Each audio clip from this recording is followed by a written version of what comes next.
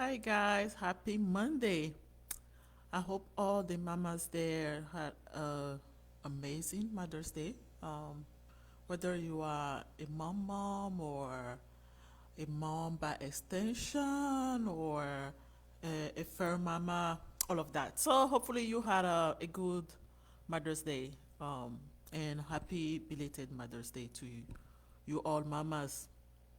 All right, so today we are going into part two of just because everybody is doing it doesn't mean you should. And as always, for those of you online, wave at me. Make sure you post your questions and I will address them as I go. Okay? So last time we talked about exercise and medication and a little bit about sugar even like for the diabetics. So today I'm going to talk about the eating if I have not already, sleep, and this is pretty much in regards to personalizing, whatever you are working towards, whether it's weight loss, whether it's um, managing cholesterol, whether it's diabetes, whether it's high blood pressure, personalizing that to you, right? There are general rules, indication, guides that work for everybody or that is supposed to work for everybody. However, we all are wired a little differently. We all tend to be wired a little differently and then respond differently. So, like I said last time, you'll see somebody get a type of result with a particular action they took. Yet, when you take it and stick to the rules, you don't see the same results, or maybe no result at all. And that's extremely discouraging. That's because your body is not necessarily functioning as the other person. And sometimes it's just little areas that you have to tweak or address. And I always say, checking on yourself. Checking on yourself. Listen to your body. Listen to how you feel when you take that new action. Okay? Not saying that you kick out of it because it's uncomfortable. Let's say you like, or I'm gonna take myself as an example, right? I actually love carbs. I like carbs. I love bread. But when I first started on this whole watching my carbs journey, I kicked out of it maybe twice because I like bread. And I mean, I want my bread. But I had to learn, especially as, I'm dealing and working out with people that eat whatever they like without any issue. But I had to listen to my body because of how crappy I felt every time I ate the crappy food. And by crappy doesn't mean it's necessarily bad, but something I should not eat or not eat as much of. I had to start paying attention to how my body is responding to things and also to my emotions and my moods and things because some of us the mood affect how you are eating. It just does. It really does. And so you have to be aware of that and kind of I don't want to say oppose but kind of deal with it until you are able to control those things. So let's talk about the eating a little bit. Eating, like I say, some people respond well to some things and some others don't. Um, some folks, for instance, have done all kind of adjustment. Let me take the example of a diabetic who will do all kind of adjustment to the diet and will still be struggling with their sugar. That's because you are missing something. Okay, that's because there's something to miss, and this is where uh, it's helpful when you have somebody that can help you um, figure out why, or even as you are doing researches, as you figure it out, because there are all kind of um, criteria that play into the disease of diabetes as a whole. Same thing for weight loss. There are all kind of things that come into play. For instance, ultimately, how much you put in terms of calories and how much you put out is important. We know people that don't do anything but eat junk every day, yet about they have very minimal body fat. Those people likely have a very high metabolism, right? If you happen not to have a high metabolism, you cannot play like that. Yeah, you'll be surprised very quickly. You'll be disappointed very quickly. So the area of eating is personalizing what you are eating to you. Okay. Um, Ultimately, carbs get converted into sugar. If you have too much on board, is getting converted into fat as a storage for you to use later. That's what happens. Now, if you burn calories, if you are you have high metabolism, you are going to burn that quickly, so you are less likely to store as much fat. But if you don't, if you are not active or those type of things, or just how you are genetically disposed, that will be a little challenging. So those are the things to watch, okay? And for a diabetic, for instance, because I see a lot of keto diet. I'm not opposed to keto diet. I've done keto diet. If I did not talk about it last time, I have done keto diet, and it helped me for a while, but for me it was not sustainable because I wanted what I wanted, and also I hit a plateau really quickly, although I was not even cheating. That got to me. So for a diabetic, you gotta be careful with the keto, keto. A lot of people will talk about doing keto, but you need to be mindful of the fact that your body still needs so much energy quickly that's readily available. Okay. And um, you don't want to put yourself in an acute illness position by doing something that's not necessarily um, helpful to you. And I always suggest, if that is something you want to attempt, you definitely will benefit from having a continuous blood sugar monitor, so you can see what your sugar is doing throughout the day and you don't get any surprises. Okay. Let's talk about fruits. Fruits are simple sugar for the most part. They are simple sugar. Okay. They are the simple sugar, simple carbs, as opposed to complex carb that are slower to digest. The longer it takes to digest, the more it kind of participates to you being less hungry less often. Okay. Also, when it's simple, that means it's getting converted very quickly to sugar. And if um, you already have a metabolism issue, again, talking about insulin resistance or even diabetes, your blood sugar is spiking high because you don't have the natural response that should be there, or your natural response is asleep. Let me say that. Okay. So um, it's important to watch portion, and it's also important to watch what time of the day you are eating things. Okay. If you are going to treat yourself to something, you want to treat yourself um, something you are not supposed to have, you want to do it at a time you know you'll be able to spend it later.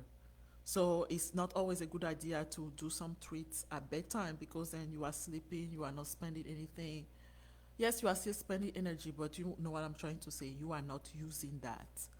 So we are human, we have friends, we have family, there are activities going on, so on and so forth. And I talked in my last videos even as about, maybe pulling back a little. You don't want to isolate yourself, but pulling back a little when, especially when you know you are going to be in a situation you cannot control yourself, or be that's going to put you in a position of self-sabotage.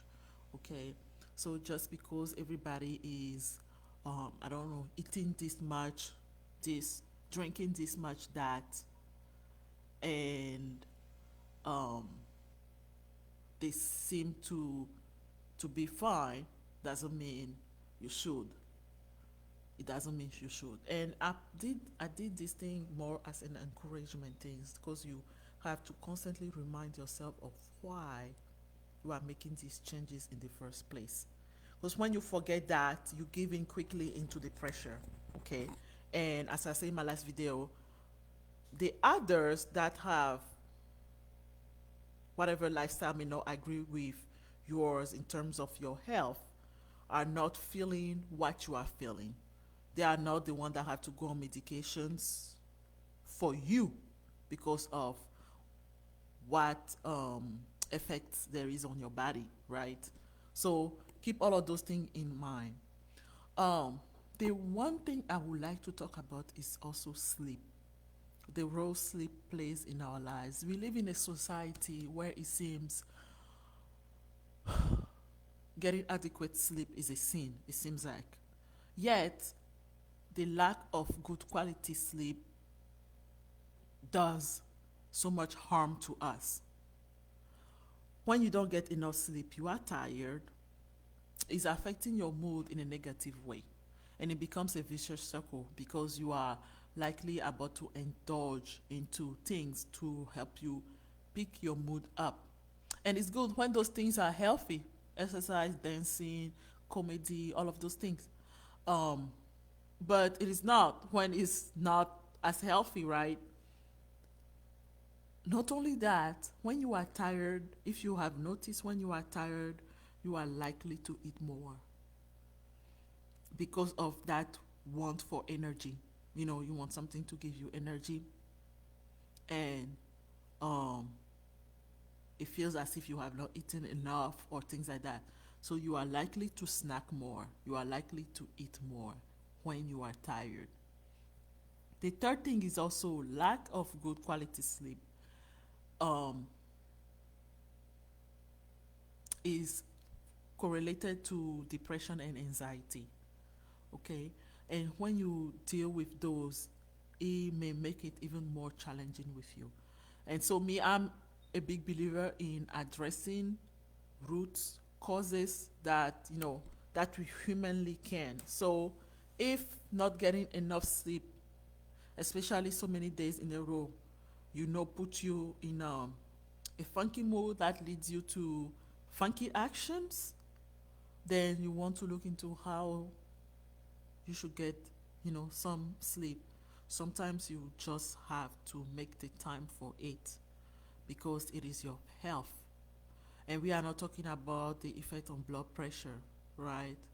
um, we are not even talking about the effect on your metabolism, because all that also has negative effect on metabolism. And for those of us trying to lose weight, or as always, a diabetic peeps, watching blood sugar, that cortisol is a beast. It doesn't help. It doesn't help. And lack of sleep is correlated to that.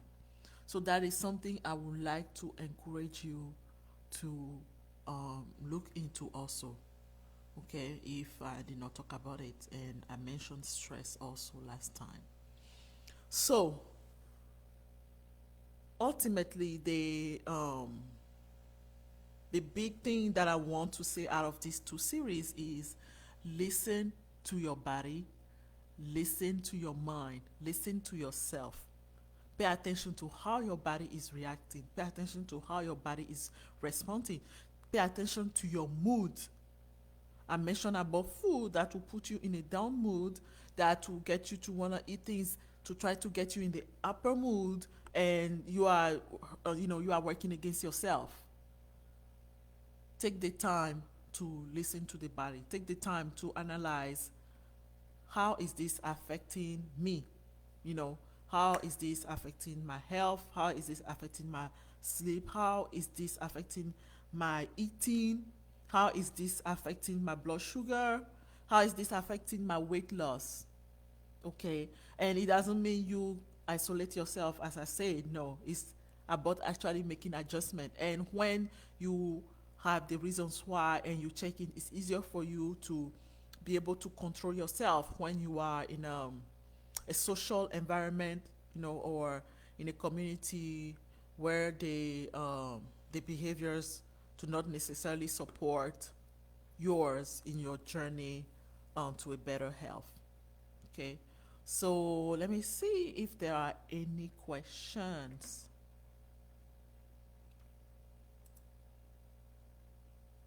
Okay, I see a question here, a message actually. How much sleep really is necessary? Ah, that's a very good question. Everybody is different. Everybody is different. So, science says you need between 7 and 8 hours. Yet, there are people that function perfectly on 5 hours, on 6 hours. One thing is for sure, the older you get, you'll notice the more likely you are to put toward the 7 or 8 hours. So you will know by how you feel when you get up and how long you can last during the day. If you get a short amount of sleep, you are up and you start crashing by early afternoon because you are so tired, you know you did not get enough sleep. Likewise, if you get too much sleep, it's almost the same effect that has on you. You are tired.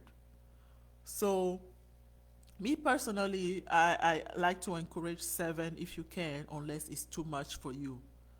Okay, 7 seems to be the average for many people, but um, some people do perfectly at 6 hours. Some people need the 8 hours. Yeah, there are people that must have the 8 hours. So it varies, but that's the kind of average that science supports. Okay, and that's for adults because it's different for children and teenagers too. Okay, so I am going to wish you guys the most amazing rest of the day. Next week the live will also be at this same time at 2:45, and then we'll get back on our regular schedule. Um, there has been a little unforeseen circumstance, so but I'll be back here next week, and next week I'm going to talk about why is it so hard for us to do the right thing. Yes. All right, guys. Have a fantastic rest of the day. Stay encouraged. Keep up the good work. And bye.